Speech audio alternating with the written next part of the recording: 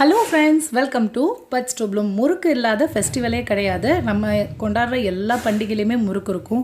So நிறைய பேருக்கு முறுக்கு சுடுறது ஈஸியாக இருக்கும், நிறைய பேருக்கு வந்து டஃப்பாக இருக்கும். ஸோ அந்த மாதிரி டஃப்பாக இருக்குதுன்னு நினைக்கிறவங்க, இன்ஸ்டண்ட்டாக ஒரு முறுக்கு சாப்பிட்ணுன்னு நினைக்கிறவங்களுக்கு ஜென்மாஷ்டமி ஸ்பெஷல், அதாவது கிருஷ்ண ஜெயந்திக்காக சூப்பரான அவல் முறுக்கு.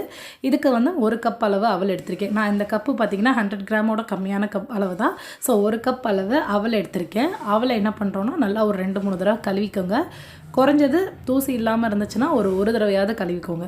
நல்லா கழுவிட்டு நம்ம அவலை வந்து வடிகட்டி எடுத்து வச்சுருவோம். ஃபஸ்ட்டு வந்து நம்ம இப்போ அவலை தண்ணி ஊற்றியாச்சு, வடிகட்டி எடுத்து வச்சுட்டு நல்லா சுடுற தண்ணி அவலுக்கு முழுகிற வரைக்கும், ரொம்ப ஊற்ற வேண்டாம், அவல் ஜஸ்ட் முழுகிற வரைக்கும் சுடு தண்ணி ஊற்றி ஒரு 20 நிமிஷம் ஊற வைங்க. ரொம்ப சன்ன அவலாக இருந்தால் 15 நிமிஷமே போதும். இப்போ நான் ஒரு 20 நிமிஷம் கழித்து பார்ப்போம். இப்போது 20 நிமிஷம் கழித்து பார்த்திங்கன்னா அவல் தொட்டு பார்த்திங்கன்னா நல்லா சாஃப்டாக இருக்கணும், நல்லா நசுக்க வரணும்.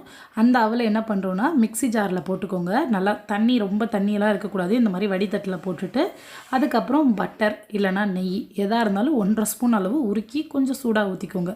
ஊற்றிட்டு மிக்சியில் போட்டு அரைச்சதுக்கப்புறம் அதே 1 கப் அளவு அரிசி மாவு, அதுக்கப்புறம் கொஞ்சமாக ஓமம், கொஞ்சமாக வெள்ளை எள்ளு, அதுக்கப்புறம் பெருங்காயத்தூள், அதுக்கப்புறம் தேவையான அளவு உப்பு. அரிசி மாவு நான் வந்து இடியப்ப மாவு எடுத்திருக்கேன். நீங்கள் நார்மலாக வந்து பலகாரத்துக்கு சுடுற முறுக்கு மாவு இருந்ததுன்னா அதை யூஸ் பண்ணிக்கலாம், இல்லைனா இடியப்ப மாவை கூட நீங்கள் யூஸ் பண்ணிக்கலாம். வறுக்காத மாவாக இருந்தால் முறுக்கு இன்னும் நல்லா பெட்டராக வரும். இப்போது இதுக்கு தண்ணி ஊற்றாமல் நம்ம ஊற்றின அந்த இருக்கிற ஈரப்பசையில் ஈஸியாக பிசைஞ்சிடலாம், தண்ணி சேர்க்க வேண்டாம். ஒரு வேளை உங்களுக்கு வந்து மாவு ஹார்டாக இருக்க மாதிரி நீங்கள் ஃபீல் பண்ணிங்கன்னா கொஞ்சமாக தண்ணி சேர்த்துக்கோங்க. பட் தண்ணியாலாம் இருக்காது. ரொம்ப தண்ணியாக இருக்க மாதிரி இருந்துச்சுன்னா கொஞ்சோண்டு மாவை தூவிக்கிட்டு நல்லா பிசைஞ்சிருங்க. இப்போ நம்ம ஓவராலாக நான் வந்து உங்களுக்கு பிசைஞ்சிட்டு காமிக்கிறப்ப எப்படி இருக்குது அப்படிங்கிறது புரியும். நான் வந்து எக்ஸ்ட்ரா தண்ணி சேர்க்கலை. அதில் வந்து வெண்ணெய் பட்டர் வந்து 1.5 டேபிள் ஸ்பூன் அளவு ஊற்றிருக்கேன், சூடான பட்டரு. அது அரிசி மாவு போட்டு மிக்ஸ் பண்ணையில் எனக்கு இதுவே கரெக்டாக இருந்துச்சு. நான் மாவு பிசைகிறது பார்த்தாவே உங்களுக்கு தெரியும் எவ்வளோ சாஃப்டாக இருக்குன்னு. ரொம்ப நல்லா டேஸ்ட்டாகவும் வரும். அதே சமயம் இந்த மாவு வந்து கரெக்டான பக்குவத்துக்கு இது மாதிரி நல்லா அழுத்தி அழுத்தி பிசையணும். சரியாக மாவு பிசையலைன்னா முறுக்கு எடுக்க வராது. இந்த உரலுக்கும் எனக்கும் வந்து எவ்வளோ வயசு வித்தியாசம்னா 12 வயசு வித்தியாசம். இது எங்கள் மாமியாருக்கு சீர் வச்ச முறுக்கு உரல். ஸோ அதுக்குள்ளே மாவை வச்சுட்டு நீங்கள் இந்த மாதிரி ப்ரெஸ் பண்ணிட வேண்டியதான்.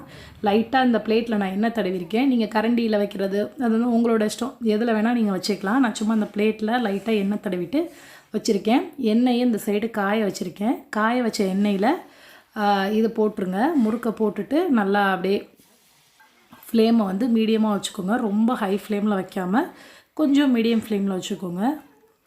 இப்போ வந்து நம்ம 2 முறுக்கு இதில் போட்டிருக்கோம். நீங்கள் பெரிய பாத்திரமாக இருந்தால் 3 அல்லது 4 கூட போடலாம். நான் வந்து இதில் சில குறிப்பெல்லாம் சொல்ல வேண்டியது இருக்குது. நான் முறுக்கை 2 முறுக்கும் எடுத்துகிட்டு செவந்ததுக்கப்புறம் நான் வந்து உங்களுக்கு இதில் நீங்கள் என்னென்ன மிஸ்டேக் நம்ம காமனாக பண்ணுவோம் அப்படிங்கிறது நல்லா வர்றதுக்கு சில டிப்ஸ்லாம் நான் தரேன். இப்போ முறுக்கு எடுத்துட்டோம். இதே போல் பேலன்ஸ் என்னென்ன பண்ணி வச்சுருக்கோமோ அதையும் போட்டுக்கலாம். என்னென்ன டிப்ஸுன்னு பார்த்தீங்கன்னா, 1 கப் அளவு அவல் எடுத்திங்கன்னா அதே 1 கப்பால் தான் அரிசி மாவு, இடியப்ப மாவும் நீங்கள் எடுத்துக்கலாம். அந்த அரிசி மாவு பலகாரத்துக்கு நம்ம எப்போயுமே முறுக்கு சுடுறதுக்கு அரிசி மாவு வச்சுருப்போம்ல, அதே மாவு கூட யூஸ் பண்ணிக்கலாம். இல்லைனா நீங்கள் இடியப்ப மாவு, இடியப்பத்துக்கு யூஸ் பண்ணுற மாவு கூட யூஸ் பண்ணிக்கலாம். அதுக்கப்புறம் வெண்ணெய், நெய், எண்ணெய், இது 3ல் எது ஊற்றுறா இருந்தாலும் 1.5 டேபிள் ஸ்பூன் தான் ஊற்றணும். ரொம்ப நிறையா ஊற்றுனீங்கன்னா முறுக்கு அப்படியே எண்ணெயில் ஃபுல்லாக பிரேக் ஆகி வந்துடும். அதனால் அந்த டிப்ஸும் நீங்கள் பார்த்துக்கோங்க. அதுக்கப்புறம் எள்ளு வந்து வெள்ளை எள்ளு, கருப்பு எள்ளு, ஜீரகம் எது வேணால் போட்டுக்கலாம், அதெல்லாம் வந்து ஆப்ஷனல் தான். இதில் வந்து தண்ணி சேர்க்கவே கூடாது. நம்ம அவலில் இருக்க தண்ணி கூட வடிச்சிட்டு அதை மிக்சியில் போட்டு அரைச்சிட்டு தான் அந்த தண்ணியிலே தான் நம்ம மாவு பிசையணும். ரொம்ப உங்களுக்கு கெட்டியாக இருக்குன்னு ஃபீல் பண்ணால் மட்டும் லைட்டாக தண்ணி சேர்த்துக்கோங்க. மற்றபடி வேறு எதுக்கும் நீங்கள் தண்ணி சேர்க்க தேவையில்லை. இப்போதைக்கு நம்மளோட சுவையான முறுக்குக்குள்ளே எல்லா டிப்ஸும் முடிஞ்சிருச்சு. சூப்பராக முறுக்கு ரெடி பண்ணியாச்சு. நான் எடுத்த அந்த மெஷர்மெண்ட்டுக்கு பார்த்தீங்கன்னா எனக்கு மொத்தம் இதில் எத்தனை முறுக்கு, 5 6 இருக்கா, 9 முறுக்கு வந்துச்சு. ஸோ தாராளமாக இது பண்ணிங்கன்னா ஒரு 10 முறுக்கு கூட வரும். இன்ஸ்டண்ட்டாக உங்களுக்கு சாப்பிட்ணும், ஏதாவது ஃபெஸ்டிவலுக்கு டக்குன்னு செய்யணும் அப்படிங்கிறப்ப நீங்கள் இந்த அவல் முறுக்கு செஞ்சு பாருங்கள். ரொம்ப டேஸ்ட், ரொம்ப ஹெல்த்தி.